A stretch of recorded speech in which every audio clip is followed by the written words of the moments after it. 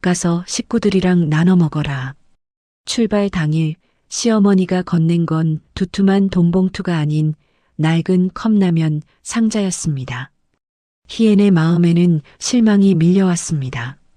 하지만 며칠 후 그 상자를 열어본 순간 모든 것이 바뀌었습니다. 과연 그 상자에는 무엇이 숨겨져 있었을까요? 그리고 시어머니는 왜 이런 비밀스러운 방법을 택했을까요? 오늘의 사연 시작합니다. 구독과 좋아요를 누르시면 오늘 하루 행운이 함께 하실 겁니다. 22살의 희엔이 처음 한국 땅을 밟았을 때 얼굴을 스치는 차가운 바람은 고향 베트남의 따뜻한 햇볕과는 전혀 달랐습니다. 인천공항 출입국 게이트를 나서며 희엔은 두 팔로 몸을 감싸 안았습니다. 추워. 희엔이 작게 중얼거렸지만 아무도 알아듣지 못했습니다. 철수가 희엔의 손을 잡아 끌며 말했습니다. 우리 집까지 2시간 걸려. 차에서 좀 쉬어. 버스 창밖으로 펼쳐진 낯선 풍경을 바라보며 희엔은 가슴 한구석이 먹먹해졌습니다. 고향에서 보던 야자수 대신 앙상한 나뭇가지들이 스쳐 지나갔습니다. 희엔은 가방 속에서 베트남 가족 사진을 꺼내 들었습니다. 사진 속 부모님과 남동생 뚜안이 환하게 웃고 있었습니다. 금이 환영하겠다고 약속했는데 희엔이 사진을 가슴에 꼭 안으며 속삭였습니다. 철수는 졸고 있었고 희엔 혼자만의 다짐이었습니다. 시골 마을에 도착했을 때는 이미 해가 떨어진 뒤였습니다. 옥자가 대문 앞에서 기다리고 있었습니다. 늦었네. 밥 해놨어. 옥자가 무뚝뚝하게 말하며 희엔의 짐을 받아들었습니다. 희엔은 서툰 한국말로 인사를 했습니다. 어머님, 안녕하세요. 어머님은 무슨, 그냥 엄마라 해. 옥자가 돌아서며 집 안으로 들어갔습니다. 희엔은 옥자의 뒤를 따라가며 가슴이 두근거렸습니다. 그로부터 20년이 흘렀습니다. 희엔은 새벽 5시면 어김없이 일어나 비닐하우스로 향했습니다. 여름에는 쨍쨍한 햇볕 아래서, 겨울에는 얼어붙을 듯한 추위 속에서 하루 종일 일했습니다. 밤이면 고향 생각에 베개를 적셨지만 낮에는 억척스럽게 농사일에 매달렸습니다. 내년에는 꼭 베트남 가자. 철수가 매년 같은 말을 했지만 흉년이 계속되고 대출 이자는 늘어만 갔습니다. 희애는 지갑 속 가족 사진을 보며 한숨을 쉬었습니다. 사진이 색이 바래고 모서리가 해졌지만 희애는 버리지 못했습니다. 어느 가을날 저녁 철수가 들뜬 목소리로 말했습니다. 희애나, 이번엔 정말이야. 고추값이 많이 올라서 빚 좀 줄었어. 베트남 갈 수 있을 것 같아. 희애는 설거지하던 손을 멈췄습니다. 정말이야? 응, 비행기 표 알아봤는데 다음 달에 갈 수 있어. 희애의 눈에 눈물이 맺혔습니다. 20년 만에 친정 방문이었습니다. 출발 전날 밤 희애는 짐을 싸며 마음이 무거웠습니다. 가져갈 선물이라고는 영양제와 낡은 옷가지 뿐이었습니다. 용돈 봉투를 준비하려 했지만 통장 잔고는 비어 있었습니다. 부모님께 뭘 드리지? 희엔이 한숨을 쉬며 중얼거렸습니다. 20년 동안 고향에 돈 한 번 제대로 보내지 못했던 것이 부끄러웠습니다. 출발 당일 아침 옥자가 부엌에서 나오며 손에 뭔가를 들고 있었습니다. 테이프로 칭칭 감은 낡은 컵라면 상자였습니다. 이거 가져가. 옥자가 희엔의 짐 위에 상자를 툭 올려놓았습니다. 어머니, 이게 뭐예요? 가서 식구들이랑 나눠 먹어라. 희애는 상자를 들어보며 실망감이 밀려왔습니다. 두툼한 돈 봉투를 기대했는데 컵라면이라니. 가족들이 실망할 것이 뻔했습니다. 네, 감사합니다. 희엔이 억지로 미소를 지으며 대답했습니다. 옥자는 더 이상 아무 말도 하지 않고 부엌으로 돌아갔습니다. 공항에 도착해 보안 검색대를 통과할 때였습니다. 검색 요원이 컵라면 상자를 자세히 살펴봤습니다. 이 상자 좀 무겁네요. 희엔의 가슴이 철렁 내려앉았습니다. 상자를 뺏기면 어쩌나 싶어 식은땀이 났습니다. 시어머니가 싸주신 건데. 희엔이 떨리는 목소리로 말했습니다. 요원이 상자를 이리저리 돌려보더니 웃으며 말했습니다. 시골 어르신이 꼼꼼하게도 싸주셨네요. 통과하세요. 희애는 안도의 한숨을 쉬며 상자를 챙겼습니다. 비행기가 활주로를 굴러가기 시작했습니다. 창밖으로 한국 땅이 점점 작아지는 것을 보며 희애는 눈물을 흘렸습니다. 20년의 그리움이 마침내 풀리는 순간이었습니다. 부모님, 이제 갑니다. 희엔이 창밖을 바라보며 작게 말했습니다. 비행기는 구름 위로 솟아올랐고 희엔의 마음은 이미 고향을 향해 달려가고 있었습니다. 챕터 2 충격적인 진실. 베트남 공항에 발을 내딛는 순간 후끈한 열대 공기가 희엔의 온몸을 감쌌습니다. 20년 만에 맡는 고향의 냄새였습니다. 희애는 깊게 숨을 들이마시며 가슴이 벅차올랐습니다. 입국장 게이트 너머로 백발의 부모님이 보였습니다. 옆에는 훌쩍 커버린 남동생 뚜안이 서 있었습니다. 엄마, 아빠. 희엔이 달려가며 소리쳤습니다. 어머니가 희엔을 끌어안으며 눈물을 쏟았습니다. 우리 딸이 왔구나. 20년 만이야, 20년 만에. 아버지도 희엔의 어깨를 토닥이며 목이 메었습니다. 뚜안이 누나의 짐을 받아들며 말했습니다. 누나, 많이 늙었네. 너도 완전 아저씨 됐잖아. 희엔이 뚜안의 머리를 쓰다듬으며 웃었습니다. 가족들은 서로를 끌어안고 한참 동안 울었습니다. 택시를 타고 집으로 가는 길, 희애는 창밖 풍경을 바라봤습니다. 옛날보다 건물들이 많이 들어서 있었지만 여전히 고향 모습이었습니다. 집은 그대로 있지? 희엔이 물었습니다. 응, 그런데. 뚜안이 말을 흐렸습니다. 무언가 말하기 어려운 표정이었습니다. 친정집에 도착했을 때 희애는 깜짝 놀랐습니다. 20년 전보다 집이 더 낡아 보였습니다.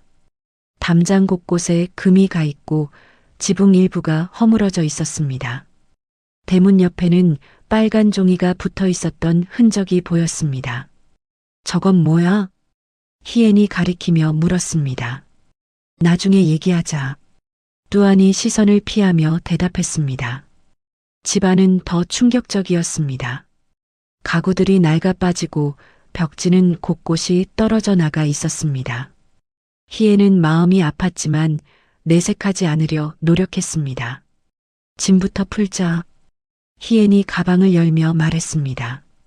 가족들이 기대에 찬 눈으로 지켜봤습니다. 하지만 나오는 것은 영양제 몇 병과 낡은 옷가지 뿐이었습니다.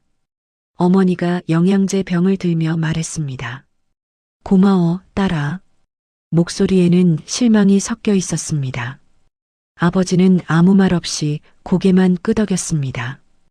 옥자가 준 컵라면 상자를 꺼내자 뚜안이 말했습니다. 한국 라면이구나. 시어머니가 나눠 먹으라고 주셨어. 희엔이 상자를 구석에 놓으며 부끄러워했습니다. 가족들의 표정이 더욱 어두워졌습니다. 저녁 시간이 되었습니다. 어머니가 차린 밥상에는 고기 반찬이 하나도 없었습니다. 김치와 나물 몇 가지가 전부였습니다. 많이 먹어, 딸아. 어머니가 희엔의 그릇에 밥을 퍼주었습니다. 희엔은 밥알이 모래알처럼 느껴져 삼키기 어려웠습니다. 아빠 몸은 어때? 희엔이 조심스럽게 물었습니다. 아버지와 어머니가 서로 눈치를 봤습니다. 뚜안아, 누나한테 말해야지. 어머니가 한숨을 쉬며 말했습니다. 뚜안이 수저를 내려놓고 입을 열었습니다. 누나, 아버지가 작년에 큰 수술을 받으셨어. 수술? 희엔의 얼굴이 하얘졌습니다. 위암이었는데 다행히 초기여서 완치됐어. 그런데 뚜안이 말을 멈췄습니다. 그런데 뭐? 병원비가 너무 많이 나왔어. 집도 담보로 잡혀 있고. 희엔이 수저를 떨어뜨렸습니다. 담보, 사채도 썼어. 이자가 너무 높아서 갚기가 힘들어. 뚜안의 목소리가 떨렸습니다. 희애는 가슴이 무너지는 것 같았습니다. 얼마나? 원금만 5천만 동이야. 한국 돈으로 200만 원이 넘는 큰 돈이었습니다. 희엔의 머리가 하얘졌습니다. 그때 갑자기 밖에서 오토바이 소리가 들렸습니다. 부릉부릉 거친 엔진 소리가 점점 가까워졌습니다. 뚜안의 얼굴이 새파랗게 변했습니다. 왔다. 뚜안이 떨리는 목소리로 말했습니다. 누가? 희엔이 물었지만 뚜안은 대답하지 못했습니다. 마당으로 오토바이들이 들이닥치는 소리가 들렸습니다. 쾅! 대문이 거칠게 열리며 험상궂은 남자들이 들어왔습니다. 앞장선 남자가 뚜안을 보며 소리쳤습니다. 이자 가져왔냐? 사채업자 흥이었습니다. 뚜안이 바닥에 무릎을 꿇었습니다. 형님, 며칠만 더 시간을 주세요. 며칠? 벌써 한 달 넘게 기다려줬잖아. 흥이 뚜안의 머리채를 잡아 끌었습니다. 희엔이 비명을 지르며 일어났습니다. 뭐 하는 거예요? 한국에서 온 딸년이네. 흥이 희엔을 훑어보며 비웃었습니다. 빈손으로 왔구나. 한국 가서 돈 벌었을 줄 알았는데. 흥이 희엔의 가방을 뒤엎었습니다. 영양제와 옷가지들이 바닥에 흩어졌습니다. 이게 뭐야? 이딴 거 가지고 왔어? 훅이 컵라면 상자를 발로 차며 말했습니다. 오늘까지야. 내일 아침까지 이자 안 가져오면 이 집 불 질러버릴 거야. 흥이 라이터를 꺼내 불을 켜며 위협했습니다. 희애는 온몸이 떨렸습니다. 그리고 아버지는 우리가 데려간다. 병신 만들어서 거지로 만들 거야.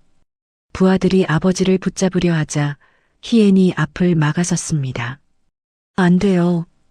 비켜. 한국년아. 훅이 희엔을 밀쳐냈습니다. 희엔이 바닥에 넘어지며 무릎이 까졌습니다. 내일 아침 7시까지야. 돈 없으면 다 죽는다. 훅이 마지막 경고를 남기고 부하들과 함께 사라졌습니다. 오토바이 소리가 멀어지자 집안은 죽음 같은 정적에 휩싸였습니다.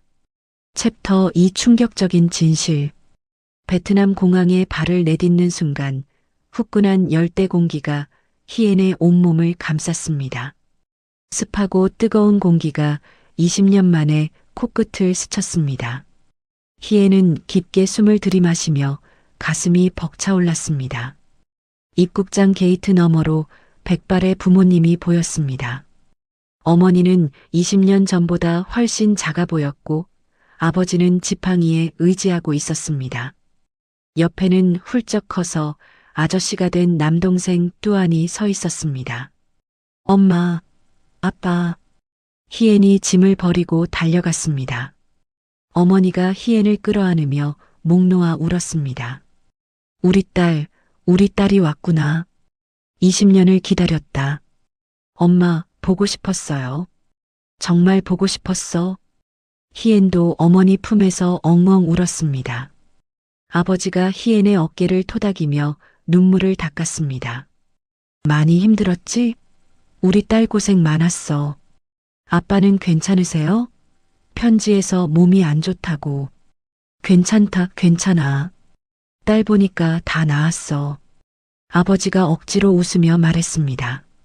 뚜안이 누나의 짐을 받아들며 인사했습니다. 누나, 진짜 오랜만이다. 완전 한국 아줌마 됐네. 야, 이 녀석? 너도 완전 아저씨 됐잖아. 희엔이 뚜안의 볼을 꼬집으며 웃었습니다. 공항에서 만난 가족들은 한참 동안 서로를 끌어안고 울었습니다. 택시를 타고 집으로 가는 길 희엔은 창밖 풍경에 눈을 떼지 못했습니다. 20년 전 기억 속 고향보다 건물들이 많이 들어서 있었습니다.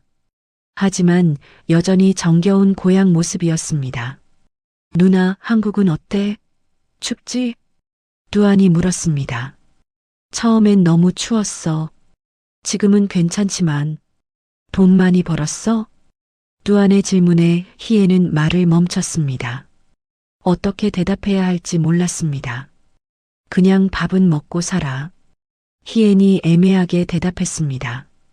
가족들의 기대를 저버리고 싶지 않았습니다. 친정집에 도착했을 때 희애는 충격을 받았습니다. 20년 전보다 집이 훨씬 더 낡아 보였습니다. 담장 곳곳에 금이 가 있고 지붕 일부가 허물어져 있었습니다. 대문 옆에는 빨간 종이가 붙어 있었던 흔적이 남아 있었습니다. 저기 빨간 자국은 뭐야? 희애는 손가락으로 가리키며 물었습니다. 두안이 시선을 피하며 대답했습니다. 아, 그건 나중에 얘기하자. 무슨 일인데? 집에 가서 천천히 말할게. 두안의 표정이 어두워졌습니다. 집안은 더 충격적이었습니다.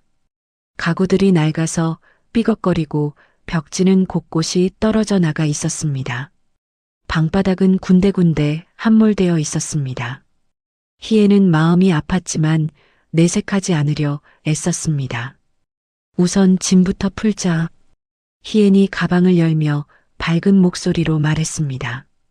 가족들이 기대에 찬 눈으로 지켜봤습니다. 하지만 나오는 것은 영양제 몇 병과 낡은 옷가지 뿐이었습니다. 어머니가 영양제 병을 들며 말했습니다. 고마워, 딸아. 몸에 좋은 약이지? 목소리에는 실망이 섞여 있었습니다. 아버지는 아무 말 없이 고개만 끄덕였습니다. 두안도 실망한 기색을 감추지 못했습니다. 옥자가 준 컵라면 상자를 꺼내자 두안이 말했습니다. 한국 라면이구나. 맛있겠다. 시어머니가 나눠 먹으라고 주셨어. 희애는 상자를 구석에 놓으며 부끄러워했습니다. 가족들의 표정이 더욱 어두워졌습니다. 돈 봉투를 기대했는데 라면이라니. 저녁 시간이 되었습니다. 어머니가 차린 밥상에는 고기 반찬이 하나도 없었습니다. 김치와 나물 몇 가지, 그리고 맹물에 끓인 콩나물국이 전부였습니다. 많이 먹어, 딸아. 20년 만에 우리 딸이 집밥 먹는 거야.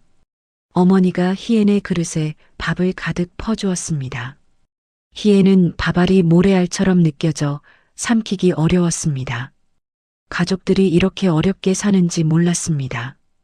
아빠 몸은 정말 괜찮으세요? 희애는 조심스럽게 물었습니다. 아버지와 어머니가 서로 눈치를 봤습니다. 두안아, 누나한테 이제 말해야지. 어머니가 한숨을 쉬며 말했습니다. 두안이 수저를 내려놓고 무거운 입을 열었습니다. 누나, 아버지가 작년에 큰 수술을 받으셨어. 수술? 무슨 수술? 희애네 얼굴이 하얘졌습니다. 위암이었어. 다행히 초기여서 완치됐는데. 위암? 희애는 아버지를 보며 눈물을 글썽였습니다. 그런데 병원비가 너무 많이 나왔어. 2천만 동이나. 두안의 목소리가 떨렸습니다. 한국 돈으로 100만 원이 넘는 거액이었습니다. 그래서 집을 담보로 대출받았어. 그것도 모자라서. 두안이 말을 멈췄습니다. 그것도 모자라서 뭐?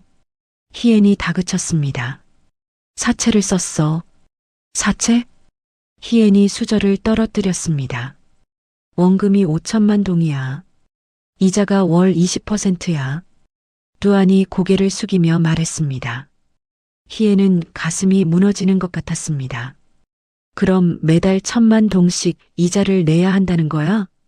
그런데 우리가 어디서 그런 돈을 구해?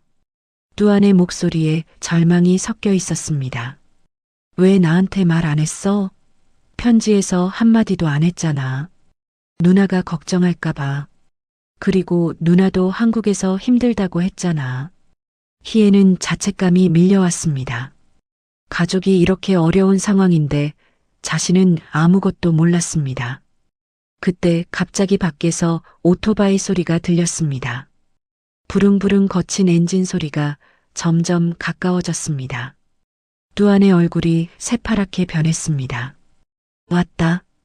뚜안이 떨리는 목소리로 말했습니다. 누가 온다는 거야? 희엔이 물었지만 뚜안은 대답하지 못했습니다. 마당으로 오토바이들이 들이닥치는 소리가 들렸습니다. 쾅! 대문이 거칠게 열리며 험상궂은 남자들이 들어왔습니다. 앞장선 남자가 뚜안을 보며 고함쳤습니다. 이자 가져왔냐? 사채업자 흥이었습니다. 뚜안이 바닥에 무릎을 꿇었습니다. 형님, 며칠만 더 시간을 주세요. 며칠? 벌써 한 달 넘게 기다려줬잖아. 이자가 또 불어났어. 흥이 뚜안의 머리채를 잡아 끌었습니다. 희엔이 비명을 지르며 일어났습니다. 뭐 하는 거예요? 놔주세요. 한국에서 온 딸년이네. 흥이 희엔을 훑어보며 비웃었습니다. 한국 가서 돈 벌었을 줄 알았는데 빈손으로 왔구나. 흥이 희엔의 가방을 뒤엎었습니다. 영양제와 옷가지들이 바닥에 흩어졌습니다. 이게 뭐야? 이딴 거 가지고 왔어? 한국이 거지 나라야? 흥이 컵라면 상자를 발로 차며 조롱했습니다. 오늘까지야. 내일 아침 7시까지 이자 안 가져오면 이 집 불 질러버릴 거야. 흥이 라이터를 꺼내 불을 켜며 위협했습니다. 희애는 온몸이 떨렸습니다. 그리고 아버지는 우리가 데려간다. 장기라도 팔아서 돈 만들어야지. 부하들이 아버지를 붙잡으려 하자 희엔이 앞을 막아섰습니다. 안 돼요. 아버지한테 손대지 마세요. 비켜. 한국년아. 흥이 희엔을 밀쳐냈습니다. 희엔이 바닥에 넘어지며 무릎이 까져 피가 났습니다. 내일 아침 7시까지야. 1000만 동이라도 가져와. 돈 없으면 다 죽는다. 흥이 마지막 협박을 남기고 부하들과 함께 사라졌습니다. 오토바이 소리가 멀어지자 집안은 죽음 같은 정적에 휩싸였습니다. 챕터 3라면 상자 속의 기적. 사채업자들이 사라진 후 집안은 초상집 같은 분위기에 휩싸였습니다. 아버지가 벽에 머리를 박으며 자책했습니다. 내가 죽어야 해. 내 때문에 자식들 인생이 망했어. 아버지, 그런 소리 마세요. 희엔이 아버지를 말렸지만 아버지는 계속 머리를 벽에 부딪혔습니다. 어머니가 아버지를 붙잡으며 울었습니다. 당신까지 그러면 어떡해. 정신 차려. 뚜아는 마당 한 구석에 앉아 멍하니 하늘만 바라봤습니다. 희엔이 뚜안 옆에 앉으며 물었습니다. 정말 방법이 없어? 없어. 1000만 동이 어디 있어. 집도 이미 담보 잡혀 있고. 뚜안이 고개를 떨구며 대답했습니다. 팔 수 있는 건 없고 다 팔았어. 아버지 수술비 마련하려고 텔레비전, 냉장고 다 팔았어. 희애는 절망감이 밀려왔습니다. 이런 상황인지 전혀 몰랐습니다. 밤이 깊어도 가족들은 잠들지 못했습니다. 아버지는 마루에서 끙끙 앓았고 어머니는 방 한 구석에서 한숨만 쉬었습니다. 뚜아는 마당에서 담배를 태우며 밤을 지새웠습니다. 희엔도 한숨도 잘 수 없었습니다. 천장을 바라보며 이런저런 생각을 했습니다. 한국으로 돌아가서 돈을 빌려올까? 하지만 우리도 빚이 많아. 새벽 5시가 되자 동쪽 하늘이 희미하게 밝아왔습니다. 희엔이 일어나 부엌으로 갔습니다. 밤새 아무것도 못 먹은 가족들에게 뭐라도 해드리고 싶었습니다. 부엌을 뒤져봤지만 쌀 한 톨 남아있지 않았습니다. 냉장고를 열어봐도 텅 비어 있었습니다. 희엔의 시선이 구석에 처박아둔 컵라면 상자로 향했습니다. 이것밖에 없네. 희엔이 한숨을 쉬며 상자를 가져왔습니다. 가족들이 실망하는 얼굴을 보고 싶지 않았지만 어쩔 수 없었습니다. 뚜아나, 물 좀 끓여줘. 희엔이 마당에 있던 뚜안을 불렀습니다. 뚜안이 힘없이 일어나 부엌으로 들어왔습니다. 라면 끓이는 거야? 응, 이것밖에 없어. 뚜안이 가스레인지에 물을 올리며 말했습니다. 한국 라면 처음 먹어봐. 맛있을까? 글쎄, 시어머니가 주신 거니까 맛있겠지. 희엔이 억지로 미소를 지으며 상자 테이프를 뜯기 시작했습니다. 옥자가 칭칭 감아놓은 테이프가 여러 겹 감겨 있었습니다. 어머니가 왜 이렇게 꽁꽁 싸놓으셨지? 희엔이 중얼거리며 테이프를 계속 뜯었습니다. 마침내 상자가 열리고 컵라면들이 보였습니다. 희엔이 라면 용기 하나를 집어들었습니다. 그런데 예상보다 훨씬 무거웠습니다. 희엔이 깜짝 놀라며 라면 용기를 바닥에 떨어뜨렸습니다. 쿵 소리가 나며 바닥이 울렸습니다. 왜 이렇게 무거워? 뚜안이 고개를 돌리며 물었습니다. 라면이 이렇게 무거울 리가 없는데. 희엔이 라면 용기를 다시 들어보니 정말 무거웠습니다. 뭔가 이상했습니다. 희엔이 라면 용기를 자세히 살펴봤습니다. 뚜껑 부분이 한번 뜯어졌다가 다시 붙인 흔적이 보였습니다. 바닥 부분도 테이프로 정교하게 다시 붙여져 있었습니다. 뚜안아, 이거 봐. 희엔이 뚜안을 불렀습니다. 뚜안이 라면 용기를 받아들고 살펴봤습니다. 정말 이상하네. 바닥이 다시 붙여져 있어. 뭔가 들어있는 것 같은데. 희엔이 떨리는 손으로 라면 용기 바닥 테이프를 뜯기 시작했습니다. 뚜안도 옆에서 지켜봤습니다. 테이프가 뜯어지자 비닐에 꽁꽁 쌓인 뭔가가 보였습니다. 희엔이 비닐을 풀었습니다. 어머나! 희엔이 소리를 지르며 뒤로 물러섰습니다. 5만원권 지폐 뭉치가 우수수 쏟아져 나왔습니다. 뚜안이 눈을 크게 뜨며 말했습니다. 누나, 이게 뭐야? 돈이야. 한국 돈이야. 희엔의 목소리가 떨렸습니다. 바닥에 흩어진 돈을 보며 두 사람은 말을 잃었습니다. 다른 라면도 확인해봐.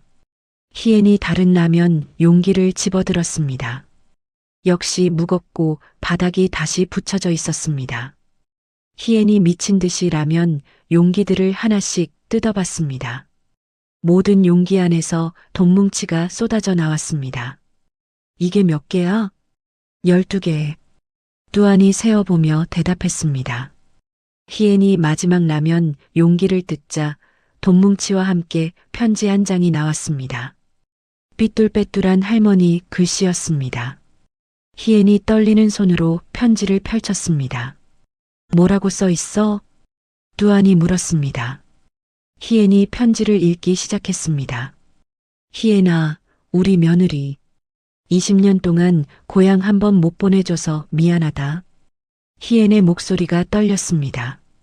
평생 모은 돈이니까 기죽지 말고 친정 빚 갚는 데 써라. 건강하게 잘 살아라. 편지를 다 읽은 희엔이 그 자리에 주저앉았습니다. 눈물이 쏟아져 내렸습니다. 어머니가. 희엔이 흐느끼며 말했습니다. 뚜안이 돈을 세어봤습니다. 누나, 이게 한국 돈으로 얼마야? 5천만 원 정도 되는 것 같아. 5천만 원? 뚜안이 깜짝 놀랐습니다. 베트남 돈으로 10억 동이 넘는 거액이었습니다. 우리 빚 다 갚고도 남아. 뚜안이 믿기지 않는다는 표정으로 말했습니다. 희애는 옥자가 시장에서 추위에 떨며 푼돈을 모으던 모습을 떠올렸습니다. 겨울 새벽마다 손이 얼어도 채소를 다듬던 모습을 생각하니 가슴이 미어졌습니다. 어머니가 이렇게까지 해주셨는데. 희엔이 편지를 가슴에 안으며 오열했습니다. 그때 소란을 들은 부모님이 부엌으로 나왔습니다. 바닥에 흩어진 돈을 보고 놀라 말을 잇지 못했습니다. 이게 뭐냐? 아버지가 물었습니다. 사돈 어른이 주신 거예요. 희엔이 편지를 보여드리며 설명했습니다. 부모님이 편지를 읽고 감동했습니다. 이런 고마운 분이 어디 있어. 어머니가 눈물을 흘리며 말했습니다. 우리를 위해서 평생 모은 돈을 다 주시다니. 아버지도 목이 메었습니다. 뚜안이 일어나며 말했습니다. 이제 됐다. 빚 갚을 수 있어. 정말? 어머니가 희망에 찬 눈으로 물었습니다. 응. 이 돈이면 사채 원금도 갚고 집 담보도 풀 수 있어. 뚜안의 목소리에 기쁨이 넘쳤습니다. 희애는 옥자에게 고마운 마음이 가득했습니다. 하지만 한편으로는 걱정도 됐습니다. 어머니는 괜찮으실까? 희애는 중얼거렸습니다. 그때 밖에서 오토바이 소리가 들렸습니다. 약속한 시간이 되어 흥이 왔습니다. 왔다. 뚜안이 돈을 재빨리 모으며 말했습니다. 이번엔 우리가 이긴다. 희애는 눈물을 닦고 일어났습니다. 드디어 가족을 구할 기회가 왔습니다. 챕터 4 반전의 순간. 흥이 부하 3명과 함께 마당으로 들어왔습니다. 이번에는 더 험악한 표정이었습니다. 돈 준비됐냐? 흥이 고함을 치며 솥단지를 걷어찼습니다. 찰컥 소리와 함께 솥이 굴러갔습니다. 뚜안이 떨리며 일어났습니다. 형님, 돈 준비했습니다. 어디 있어? 빨리 내놔. 흥이 뚜안의 멱살을 잡았습니다. 그때 희애는 부엌에서 나왔습니다. 손에는 옥자가 모아준 돈뭉치가 들려 있었습니다. 여기 있어요. 희애는 당당한 목소리로 말했습니다. 눈물을 닦고 결연한 표정을 지었습니다. 흥이 희애를 보며 비웃었습니다. 뭐야? 라면 팔아서 돈 벌었어? 그런 셈이죠. 희애는 돈뭉치를 흥의 면전에 던졌습니다. 5만원권 지폐들이 바닥에 흩어졌습니다. 흥의 눈이 휘둥그레졌습니다. 이게 뭐야? 빚 갚을 돈이요. 희애는 차분하게 대답했습니다. 흥이 바닥에 떨어진 돈을 집어들며 말했습니다. 한국 돈이네. 이게 진짜야? 물론이죠. 세어보세요. 흥이 부하들에게 손짓했습니다. 야, 이거 가짜 아니야? 부하 중 하나가 돈을 만져보며 말했습니다. 진짜 같은데요, 형님. 흥이 당황했습니다. 라면 박스에서 이런 거액이 나올 줄 몰랐습니다. 그런데 이게 어디서 나온 거야? 그건 상관없잖아요. 돈이 있으면 되는 거 아닌가요? 희애는 당당하게 말했습니다. 흥이 돈을 세어봤습니다. 이게 얼마야? 한국 돈으로 3천만 원입니다. 베트남 돈으로 7억 5천만 동이에요. 희애는 정확하게 말했습니다. 흥이 계산기를 두들겼습니다. 원금이 5천만 동이고 이자가 3천만 동이니까 8천만 동이면 되죠? 그런데 연체료가 있어. 흥이 욕심을 부렸습니다. 희애는 차용증을 요구했습니다. 차용증 보여주세요. 정확한 금액을 확인하겠어요. 차용증? 흥이 당황했습니다. 사채업자들은 대부분 차용증을 제대로 쓰지 않았습니다. 차용증 없이는 돈 못 줘요. 희애는 단호하게 말했습니다. 흥이 주머니에서 구겨진 종이를 꺼냈습니다. 여기 있어. 희애는 차용증을 받아 자세히 살펴봤습니다. 원금 5천만 동, 월 이자 20%로 되어 있었습니다. 그럼 2달 연체했으니까 이자가 2천만 동이네요. 아니야, 연체료가 따로 있어. 흥이 우기려 했습니다. 희애는 휴대폰을 꺼내 철수에게 전화를 걸었습니다. 여보, 나야. 환율 좀 알아봐줘. 철수의 목소리가 들렸습니다. 왜? 뭔 일이야? 지금 한국 돈 3천만 원이 베트남 돈으로 얼마야? 잠깐 계산해 볼게. 7억 5천만 동 정도야. 고마워. 나중에 자세히 얘기할게. 희애는 전화를 끊고 흥을 보며 말했습니다. 7억 5천만 동이니까 원금 5천만 동의 이자 2천만 동까지 합쳐서 7천만 동 받고도 5천만 동이 남네요. 흥이 더 욕심을 부렸습니다. 그래도 연체료가 차용증에 연체료 조항이 없는데요? 희엔이 차용증을 다시 보며 말했습니다. 흥이 할 말이 없어졌습니다. 희엔이 계속 말했습니다. 7천만 동 받으시고 차용증에 완납 도장 찍어주세요. 그리고 앞으로 우리 가족한테 접근하지 않겠다는 각서도 써주세요. 흥이 당황했습니다. 각서는 왜? 우리도 안전해야 하니까요. 희엔의 눈빛이 차갑게 변했습니다. 뚜안이 옆에서 놀라며 누나를 바라봤습니다. 20년 전의 순한 누나가 아니었습니다. 흥이 부하들과 눈짓을 나눴지만 어쩔 수 없었습니다. 이미 돈을 받았으니 더 이상 트집 잡기 어려웠습니다. 알았어. 각서 써줄게. 흥이 마지못해 각서를 써주었습니다. 다시는 이 집에 오지 않겠고 가족들을 괴롭히지 않겠다. 흥이 글을 쓰며 투덜거렸습니다. 희엔이 각서를 받아보며 말했습니다. 이제 됐어요. 빚 다 갚았으니까 가세요. 흥이 돈을 챙기며 부하들에게 말했습니다. 가자. 형님, 이렇게 가면. 닥쳐. 돈 받았으니까 끝이야. 흥이 부하를 꾸짖으며 오토바이에 올라탔습니다.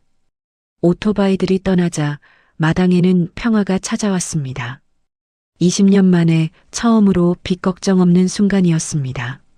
아버지가 희엔을 끌어안으며 울었습니다.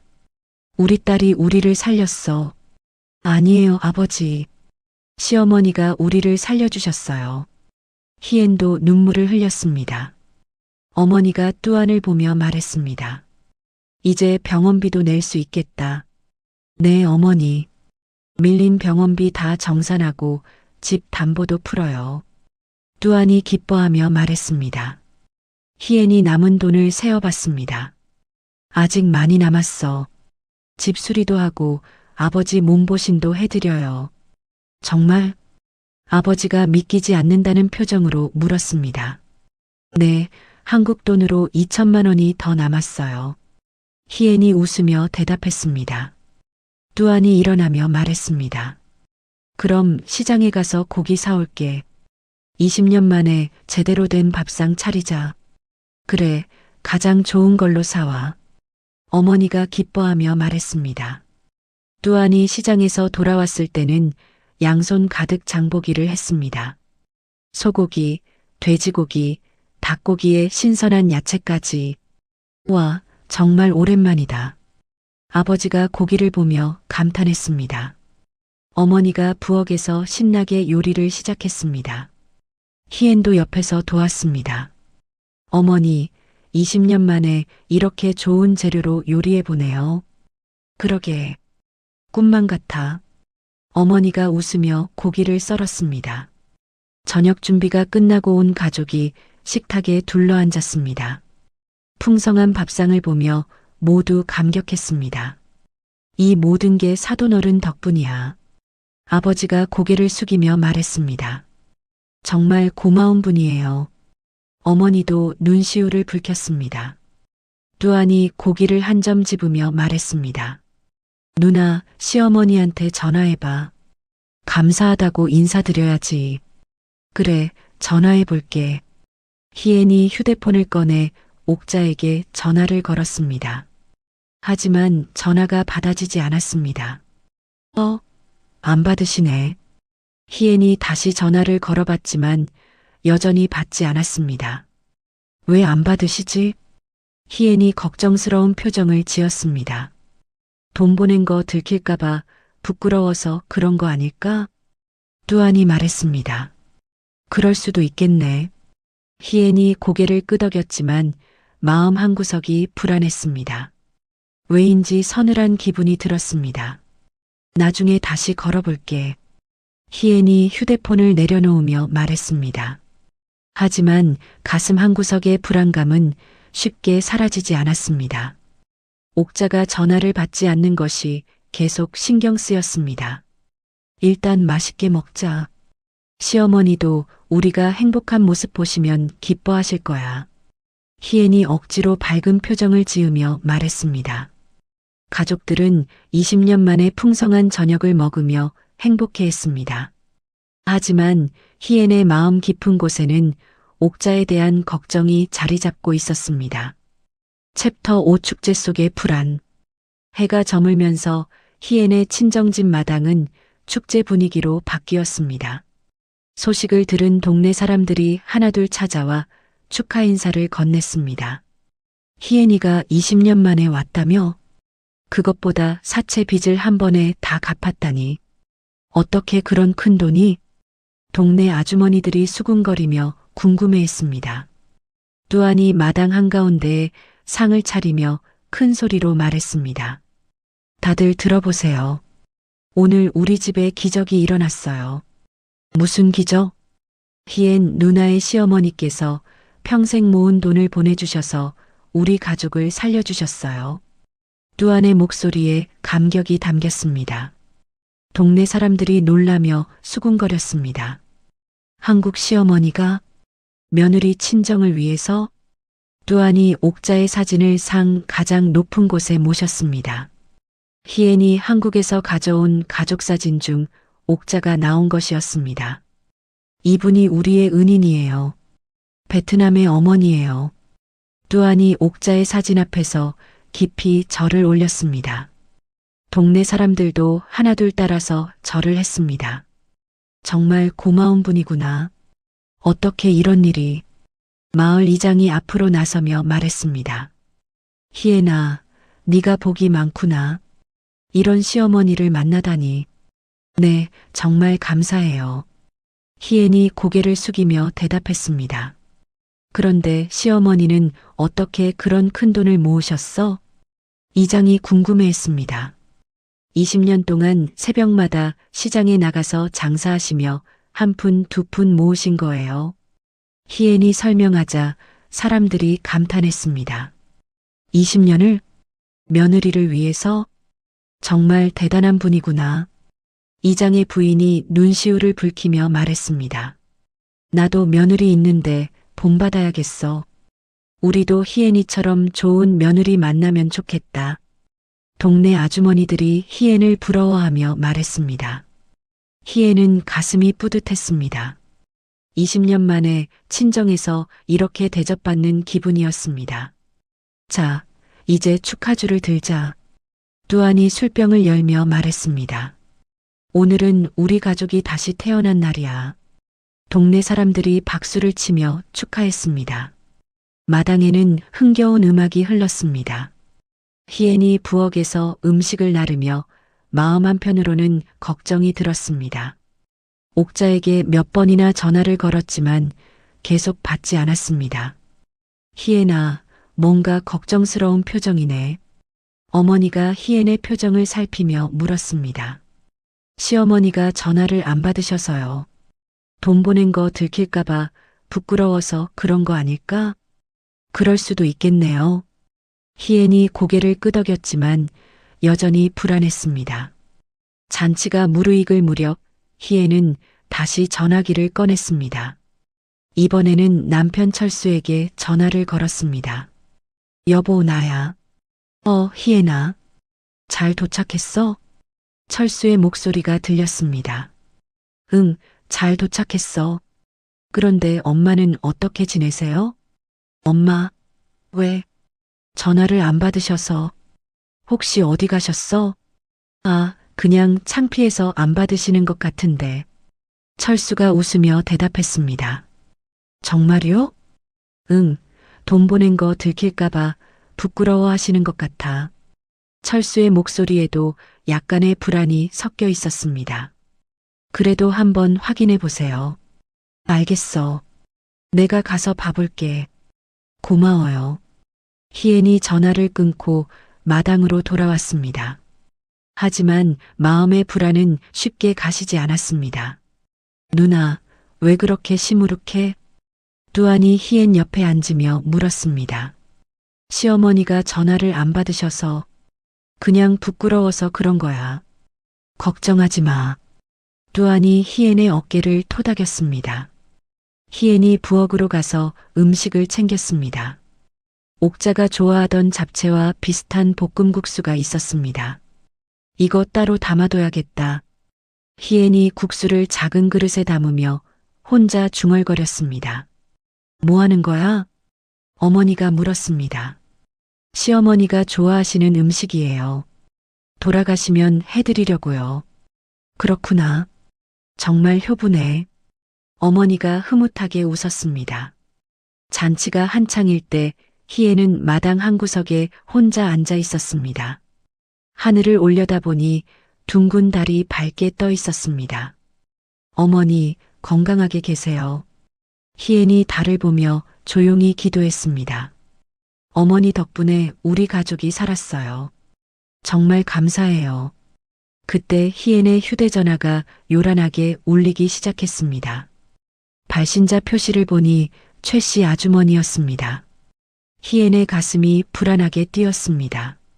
최 씨 아주머니는 옥자의 옆집에 사는 분이었습니다. 희엔이 떨리는 손으로 통화 버튼을 눌렀습니다. 여보세요? 희엔아. 최 씨 아주머니의 다급한 목소리가 들렸습니다. 아주머니, 무슨 일이세요? 큰일 났어. 너네 시어머니 쓰러졌다. 희엔의 얼굴이 하얘졌습니다. 뭐라고요? 지금 큰 병원 응급실이야. 빨리 와라. 시어머니가 왜? 무슨 일이? 모르겠어. 집에서 쓰러져 있는 걸 내가 발견했어. 최 씨 아주머니의 목소리에 공포가 섞여 있었습니다. 의식은 있으세요? 없어. 완전히 기절해 있어.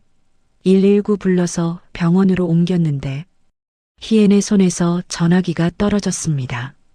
바닥에 떨어진 전화기에서 최 씨 아주머니의 목소리가 계속 들렸습니다. 희엔아, 희엔아, 들려? 마당에 흥겨운 음악과 웃음소리가 순식간에 멈춘 것 같았습니다. 시간이 정지된 것처럼 모든 소리가 사라졌습니다. 뚜안이 누나의 이상한 모습을 보고 달려왔습니다. 누나, 왜 그래? 희애는 말을 할 수 없었습니다. 온몸이 떨리고 다리에 힘이 빠졌습니다. 뚜안이 바닥에 전화기를 주워들었습니다. 여보세요? 아, 최 씨 아주머니? 뚜안아, 빨리 희애니한테 말해. 시어머니가 큰일 났어. 뚜안의 얼굴도 창백해졌습니다. 누나, 빨리 한국 가야겠어. 뚜안이 희엔을 부축하며 말했습니다. 동네 사람들이 하나둘 모여들었습니다. 무슨 일이야? 왜 그렇게 놀란 거야? 아버지와 어머니도 급히 달려왔습니다. 딸아, 무슨 일이냐? 아버지가 희엔을 붙잡으며 물었습니다. 희엔이 겨우 입을 열었습니다. 시어머니가 쓰러지셨어요. 뭐? 가족들이 모두 놀랐습니다. 지금 병원 응급실에 계세요. 희엔의 목소리가 떨렸습니다. 어머니가 희엔을 끌어안으며 말했습니다. 빨리 가야지. 비행기 표 알아봐. 네, 당장 가야겠어요. 희엔이 일어나며 말했습니다. 잔치는 순식간에 끝났습니다. 사람들이 하나둘 돌아가고 마당은 적막해졌습니다. 희애는 옥자가 자신들을 위해 몸을 상했을 수도 있다는 생각에 가슴이 미어졌습니다. 어머니, 제발 괜찮으세요. 희애이 하늘을 올려다보며 간절히 빌었습니다. 둥근 달은 여전히 밝게 떠 있었지만 이제는 차갑게만 느껴졌습니다. 챕터 6 절망적인 진실. 최 씨 아주머니의 다급한 목소리가 전화기 너머로 들렸습니다. 희애나, 정말 큰일이야. 너네 시어머니가 며칠 전부터 연락이 안 됐어. 희애이 떨리는 목소리로 물었습니다. 며칠 전부터요? 응, 네가 떠난 다음 날부터 전화해도 안 받고 문 두드려도 안 나와. 그래서 어떻게 하셨어요? 오늘 아침에 문이 열려 있길래 들어가 봤더니 최 씨 아주머니의 목소리가 떨렸습니다. 부엌 바닥에 쓰러져 있었어. 의식이 없이. 희엔이 무너지는 것 같았습니다. 의사는 뭐라고 하셨어요? 저혈당 쇼크래. 당뇨가 심한데 약을 안 먹어서 그렇다고. 약을 안 드셨다고요? 희엔의 목소리가 높아졌습니다. 응, 의사가 몇 달 동안 인슐린도 안 맞고 약도 안 먹었다고 해. 어떻게 그럴 수가. 그것만이 아니야. 밥도 거의 안 드셨다는구나. 최 씨 아주머니가 한숨을 쉬며 말했습니다. 냉장고를 열어보니까 썩은 음식만 가득하고 희엔이 그 자리에 주저앉았습니다. 옥자가 약값을 아끼기 위해 자신의 목숨을 걸었다는 것을 깨달았습니다. 아주머니, 어머니 상태는 어때요? 위험해. 의사가 오늘 밤을 넘기기 힘들 수도 있다고. 희엔이 비명을 질렀습니다. 안 돼요. 두안이 누나를 붙잡으며 말했습니다. 누나, 진정해. 빨리 가야지. 부모님이 희엔을 둘러싸고 걱정스럽게 바라봤습니다. 딸아, 무슨 일이냐? 정확히 말해봐. 아버지가 희엔의 손을 잡으며 물었습니다. 희엔이 흐느끼며 말했습니다. 시어머니가 우리 주실 돈 마련하려고 약도 안 드시고 밥도 안 드셨어요. 뭐? 가족들이 모두 충격을 받았습니다. 당뇨가 심하신데 약값 아끼려고 인슐린도 안 맞으셨대요. 어머니가 눈물을 흘리며 말했습니다. 어떻게 그런 일이. 우리 때문에 어머니가 목숨을 걸으신 거예요. 희엔이 오열했습니다. 두안이 주먹을 쥐며 말했습니다. 우리가 죄인이야. 사돈 어머니를 이렇게 만들다니. 아버지가 벽에 머리를 박으며 자책했습니다. 내가 병들지만 않았어도 내 때문이야, 다 내 때문이야. 아버지, 그런 소리 마세요. 지금은 빨리 가는 게 중요해요. 희엔이 일어나며 말했습니다. 어머니가 희엔의 짐을 급히 챙기며 말했습니다. 옷은 나중에 사고 빨리 가. 우리는 괜찮으니까 어서 가서 어머니 살려. 두안이 누나의 등을 떠밀며 말했습니다. 돈은 어떻게 해? 비행기 표값이? 희엔이 걱정했습니다. 사돈 어머니가 주신 돈 쓰면 되잖아. 두안이 남은 돈을 희엔에게 건네며 말했습니다. 이 돈으로 치료비도 되고 해. 동네 사람들이 모여들어 희엔을 위로했습니다. 희엔아, 빨리 가. 우리가 기도할게. 어머니 건강하시길 빌어줄게. 이장이 앞으로 나서며 말했습니다. 내 차로 공항까지 데려다 줄게. 고맙습니다. 희엔이 고개를 숙이며 인사했습니다. 공항으로 가는 차 안에서 희엔은 계속 울었습니다. 두안이 옆에서 누나의 손을 잡으며 말했습니다. 누나, 괜찮을 거야. 어머니는 강한 분이야. 내가 이기적이었어. 돈 없는 거 창피해서 진실을 말 안 했어. 그게 누나 잘못이 아니야. 아니야, 내 잘못이야. 어머니가 힘드신 걸 알았어야 했어. 희엔이 자신을 탓하며 울었습니다. 어머니가 평소에 약 먹기 싫다고 하셨을 때 눈치챘어야 했어. 약값이 비싸다고 투덜거리실 때도 그냥 넘어갔고. 희엔의 후회는 끝이 없었습니다. 공항에 도착해서 희엔은 가장 빠른 항공편을 예약했습니다. 다행히 2시간 후 출발하는 비행기가 있었습니다. 누나, 연락 자주 해. 두안이 희엔을 끌어안으며 말했습니다. 응, 어머니 상태 알려드릴게.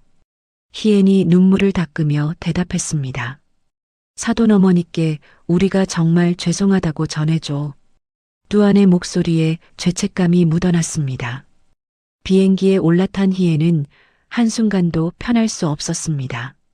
물 한 모금 넘어가지 않았습니다. 승무원이 다가와서 물었습니다. 괜찮으세요? 얼굴이 안 좋아 보이는데. 네, 괜찮습니다. 희엔이 억지로 웃으며 대답했습니다. 하지만 마음은 괜찮지 않았습니다. 창밖의 어둠 속에서 옥자의 모습이 계속 떠올랐습니다. 어머니, 제발 살아만 계세요. 희엔이 창에 이마를 대고 간절히 빌었습니다. 제가 빨리 갈 테니까 조금만 기다려주세요. 비행기 안의 시간은 너무 길게 느껴졌습니다. 1분 1초가 야속하게 흘러갔습니다.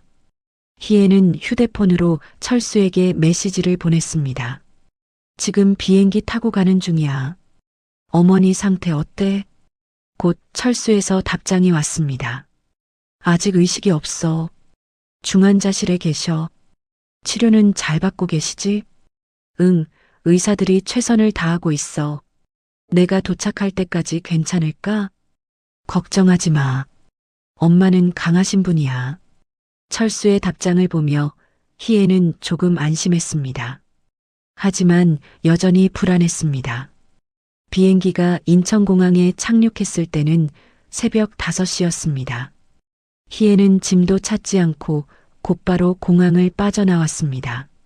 택시를 잡고 병원 주소를 말했습니다. 급히 가주세요. 무슨 일이세요? 택시 기사가 물었습니다. 시어머니가 쓰러지셔서요. 아, 그러시구나. 빨리 가드릴게요. 택시 기사가 속도를 높였습니다. 병원으로 가는 길에 희애는 계속 기도했습니다. 하나님, 제발 어머니를 살려주세요. 제가 뭐든지 할게요. 어머니만 살려주세요. 택시가 병원에 도착했을 때 희애는 뛰어내렸습니다. 응급실로 달려가며 철수를 찾았습니다. 여보, 희애는 철수를 발견하고 달려갔습니다. 철수의 눈은 빨갛게 충혈되어 있었습니다. 희애나 왔구나. 철수가 희애를 끌어안았습니다. 어머니는 어떻게 되셨어요? 중환자실에 계셔. 아직 의식이 없어. 희애의 다리에 힘이 빠졌습니다. 의사는 뭐라고 해요? 오늘 밤이 고비래. 나이가 많으셔서 회복이 어렵다고. 철수의 목소리가 떨렸습니다. 희애는 중환자실 방향으로 뛰어갔습니다. 어머니, 간호사가 희애를 막았습니다. 지금은 면회 시간이 아니에요. 제가 며느리예요. 제발 한 번만 보여주세요. 희애는 간절히 부탁했습니다. 간호사가 의사와 상의한 후 허락해 주었습니다. 무균복 입고 들어가세요. 희애는 무균복을 입고 중환자실로 들어갔습니다. 각종 기계에 둘러싸인 옥자의 모습을 보는 순간 희애는 무너졌습니다. 어머니, 옥자는 너무 작고 약해 보였습니다. 희애는 옥자의 손을 잡았을 때 얼음처럼 차가웠습니다. 어머니, 며느리 왔어요. 저 왔어요. 희애의 뜨거운 눈물이 옥자의 손등에 떨어졌습니다. 챕터 7 기적의 순간. 중환자실 안은 각종 의료기기 소리로 가득했습니다. 삐삐삐 하는 심전도 모니터 소리와 산소호흡기의 규칙적인 소리가 들렸습니다. 희애는 옥자의 침대 옆 의자에 앉아 차가운 손을 꼭 잡고 있었습니다. 어머니, 저예요. 희애이에요. 희애이 작은 목소리로 말했지만 옥자는 반응이 없었습니다. 인공호흡기 때문에 입에는 튜브가 꽂혀 있고 팔에는 수액줄이 여러 개 연결되어 있었습니다. 담당 의사가 들어와 차트를 확인했습니다. 가족분이시죠? 네, 며느리입니다. 희애이 일어나며 대답했습니다. 의사가 심각한 표정으로 말했습니다. 환자분 상태가 좋지 않습니다. 얼마나 안 좋은가요? 희애의 목소리가 떨렸습니다. 저혈당 쇼크가 장시간 지속되어서 뇌 손상이 우려됩니다. 뇌 손상이요? 네, 그리고 고령이라 회복력이 떨어져 있어요. 의사가 한숨을 쉬며 계속 말했습니다. 솔직히 말씀드리면 오늘 밤을 넘기기 힘들 수도 있습니다. 희애이 무너지는 것 같았습니다. 그럼 정말 위험한 상황인 거예요? 최선을 다하고 있지만 장담할 수 없습니다.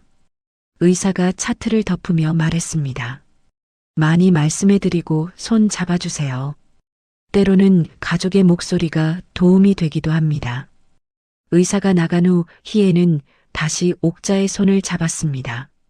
옥자의 손은 여전히 차갑고 힘이 없었습니다. 어머니, 들리세요? 희애이 옥자의 귀에 대고 속삭였습니다. 친정 빚다 갚았어요. 어머니 덕분에 우리 가족 다 살았어요. 옥자의 얼굴에는 변화가 없었습니다. 아버지도 이제 건강해지실 거예요. 밀린 병원비도 다 냈어요. 희엔의 눈에서 눈물이 떨어졌습니다. 뚜아니도 이제 사채업자들한테 괴롭힘 안 받아요. 어머니가 준 돈으로 집도 지키고 아버지도 살렸어요. 희엔이 계속 말을 이었습니다. 어머니가 우리 친정의 은인이에요. 베트남에서 모든 사람들이 어머니께 감사하다고 절 올렸어요. 옥자의 눈꺼풀이 살짝 떨리는 것 같았지만 확실하지 않았습니다. 그러니까 이제 어머니만 일어나시면 돼요. 희엔이 옥자의 손등에 뺨을 대며 말했습니다. 제발 일어나세요. 저 혼자 어떻게 살아요. 그때 철수가 중환자실로 들어왔습니다. 희엔아, 잠깐 나와. 왜요?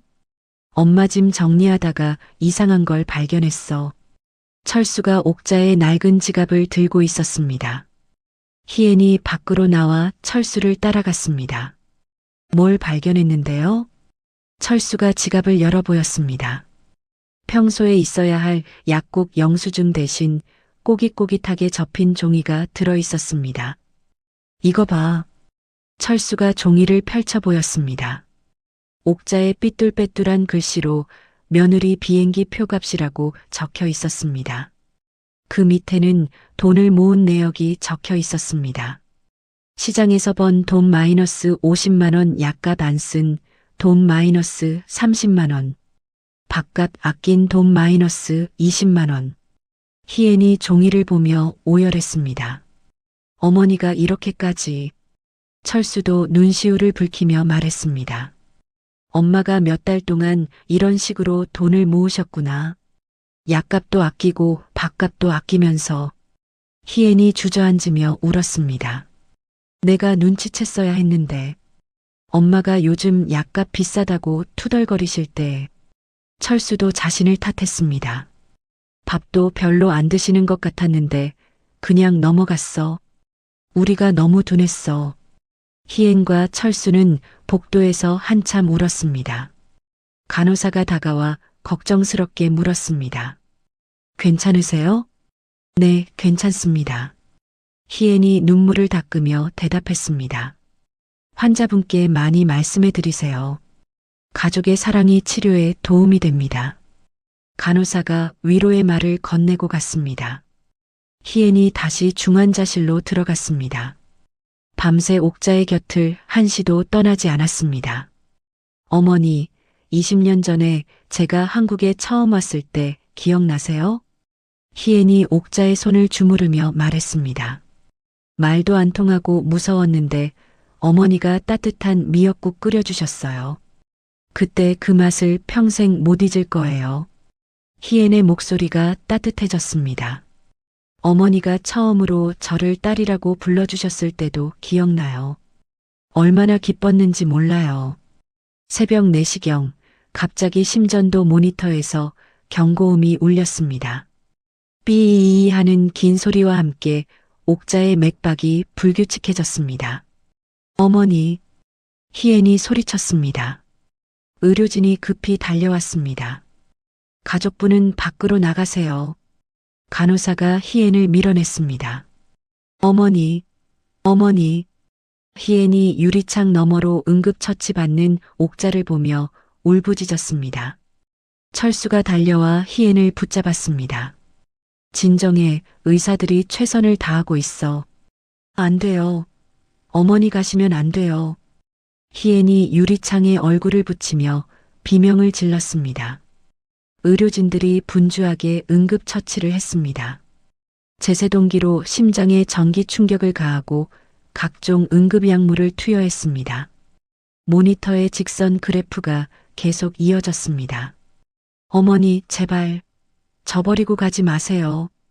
희엔의 간절한 외침이 복도에 울려 퍼졌습니다. 어머니가 없으면 저는 어떻게 살아요. 그때 기적이 일어났습니다. 평평하던 모니터 그래프에 작은 파형이 나타났습니다. 삐삐삐 하는 규칙적인 소리가 다시 들렸습니다. 의사가 밖으로 나와 말했습니다. 맥박이 돌아왔습니다. 희엔이 주저앉으며 안도했습니다. 정말요?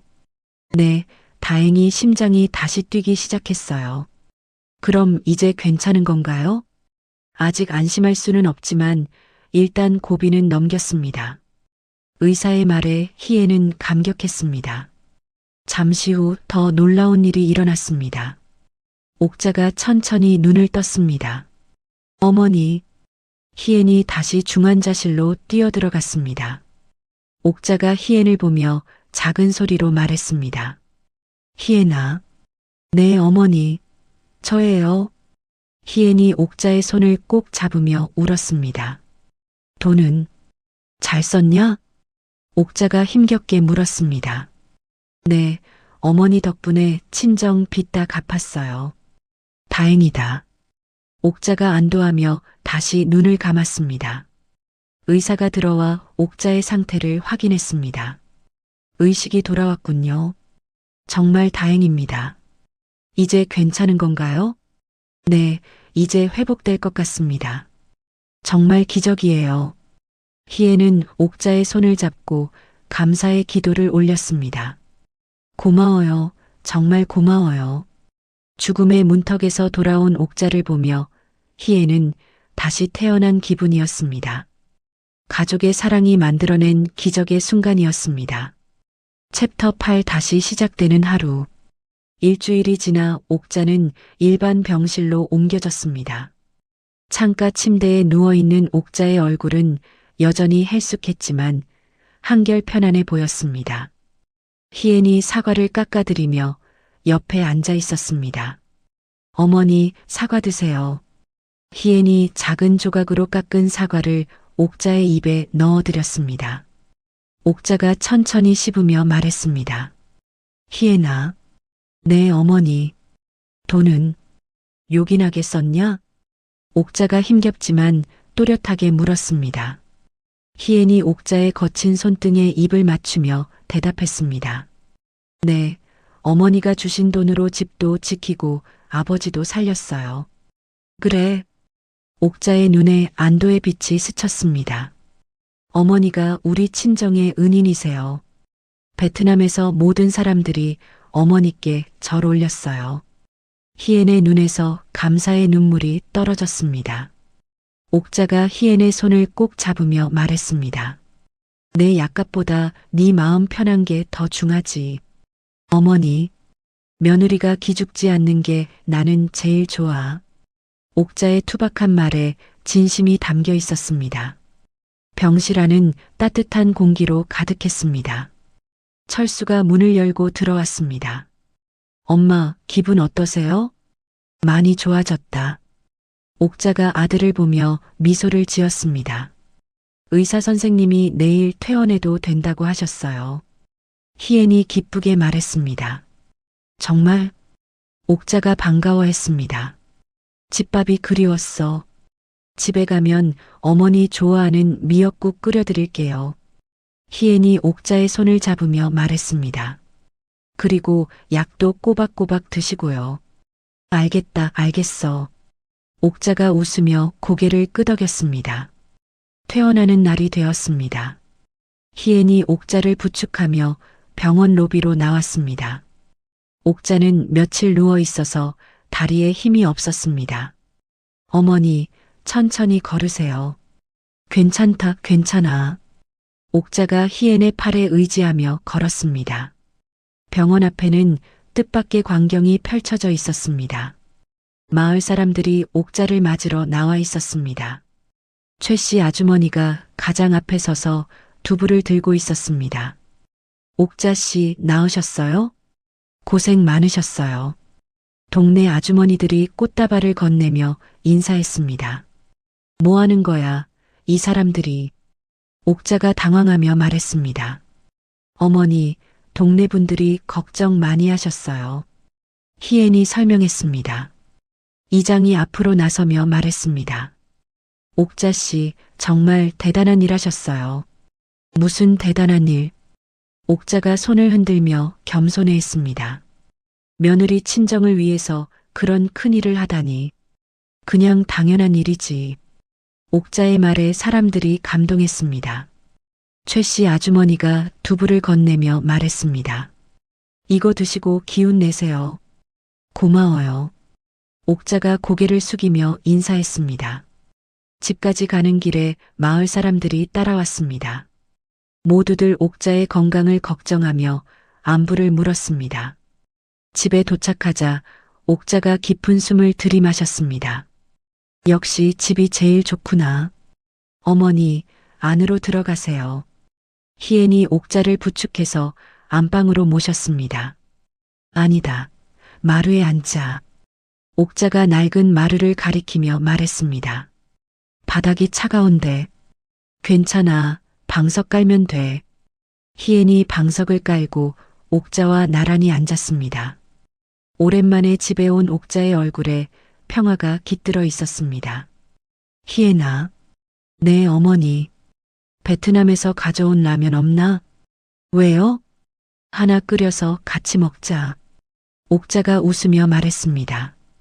희엔이 부엌에서 남은 컵라면 하나를 가져왔습니다. 베트남에서 가져온 마지막 라면이었습니다. 이거 말씀하시는 거예요? 응, 그거. 옥자가 반가워했습니다. 희엔이 라면을 끓여서 두 그릇에 나누어 담았습니다. 옥자와 희엔이 마주 앉아서 라면을 먹기 시작했습니다. 맛있다. 옥자가 뜨거운 국물을 들이키며 말했습니다. 이제야 살 것 같네. 어머니, 천천히 드세요. 뜨거워요. 희엔이 걱정스럽게 말했습니다. 그리고 이제부터는 약 꼬박꼬박 드셔야 해요. 알았다, 알았어. 잔소리꾼. 옥자가 웃으며 대답했습니다. 밥도 제때제때 드시고요. 너도 걱정이 많구나. 당연하죠. 어머니가 몸 상하시면 제가 어떻게 살아요. 희엔의 말에 옥자가 마음이 따뜻해졌습니다. 그때 희엔의 휴대폰이 울렸습니다. 뚜안에게서 영상통화가 걸려온 것이었습니다. 어머니, 베트남에서 전화 왔어요. 받아봐. 희엔이 영상통화를 받자 화면에 뚜안의 얼굴이 나타났습니다. 뒤에는 부모님도 보였습니다. 누나, 시어머니는 어떻게 되셨어? 뚜안이 걱정스럽게 물었습니다. 많이 좋아지셨어. 어제 퇴원하셨어. 정말? 다행이다. 뚜안이 안도했습니다. 희엔이 휴대폰을 옥자 쪽으로 돌렸습니다. 어머니, 인사하세요. 옥자가 화면을 보며 어색하게 손을 흔들었습니다. 뚜안이 서툰 한국어로 말했습니다. 어머니 사랑합니다. 뒤에 있던 부모님도 함께 말했습니다. 어머니 고맙습니다. 건강하세요. 옥자가 화면 속 가족들을 보며 눈시울이 붉어졌습니다. 여러분도 건강하게 잘 지내세요. 옥자가 정중하게 인사했습니다. 이제 빚 다 갚았으니까 우리 며느리 마음 편하게 살게 해주세요. 네, 어머니. 정말 감사합니다. 뚜안이 고개를 깊이 숙였습니다. 누나도 시어머니 잘 모시고요. 당연히 그럴 거야. 희엔이 대답했습니다. 영상통화를 끊고 나서 옥자가 희엔을 보며 말했습니다. 좋은 가족들이구나. 어머니 덕분이에요. 아니야, 너희들이 좋은 사람들이야. 옥자가 희엔의 손을 잡으며 말했습니다. 희엔이 옥자의 어깨에 머리를 기대며 말했습니다. 어머니, 다음에는 건강한 모습으로 같이 베트남 가요. 그럴까? 네, 친정 가족들이 어머니 뵙고 싶어 해요. 그런데 비행기 무섭지 않을까? 옥자가 걱정했습니다. 제가 옆에 있을 거예요. 그럼 안심이네. 옥자가 웃으며 희엔의 머리를 쓰다듬었습니다. 창문 너머로 따스한 오후 햇볕이 들어왔습니다. 마루에 앉은 고부의 그림자가 길게 늘어졌습니다. 희엔아. 네, 어머니. 앞으로도 우리 잘 살자. 네, 어머니. 같이 건강하게 오래오래 살아요. 희엔이 옥자의 어깨에 머리를 기댄 채 말했습니다. 두 사람은 서로를 의지하며 조용히 앉아 있었습니다. 창밖으로는 마을의 평화로운 오후 풍경이 펼쳐져 있었습니다. 옥자가 희엔의 손을 꼭 잡으며 말했습니다. 고마워, 우리 며느리. 저야말로 고마워요, 어머니. 따뜻한 햇살이 두 사람을 감쌌습니다. 고부가 서로를 끌어안으며 조용히 웃었습니다. 가족의 사랑이 만들어낸 기적은 이렇게 일상으로 이어졌습니다. 서로를 살리고 살아가는 것, 그것이 진짜 가족의 의미였습니다. 세상에는 많은 기적들이 있지만 가족이 서로를 위해 희생하고 사랑하는 것보다 더 큰 기적은 없었습니다. 옥자와 희엔의 이야기는 그 평범하지만 위대한 기적을 보여주는 따뜻한 증거였습니다. 마루에 앉은 두 사람의 모습은 평범해 보였지만 그 안에는 20년의 세월과 국경을 넘나든 깊은 사랑이 담겨 있었습니다. 가족이 서로를 살리는 기적, 그것이 바로 진짜 사랑의 모습입니다. 옥자가 라면 상자에 숨겨보낸 것은 돈이 아닌 20년간의 사랑이었고 희엔이 달려온 것은 진정한 가족애였죠. 혈연보다 깊은 인연, 말이 통하지 않아도 마음이 연결되면 그것이 진짜 가족입니다. 여러분 주변의 소중한 사람에게도 오늘 고마운 마음을 전해보세요. 이야기를 끝까지 들어주신 분이 계시다면 구독과 잘 들었다고 댓글 하나만 남겨주세요. 새로운 이야기가 나오면 제일 먼저 전해드리겠습니다. 감사합니다.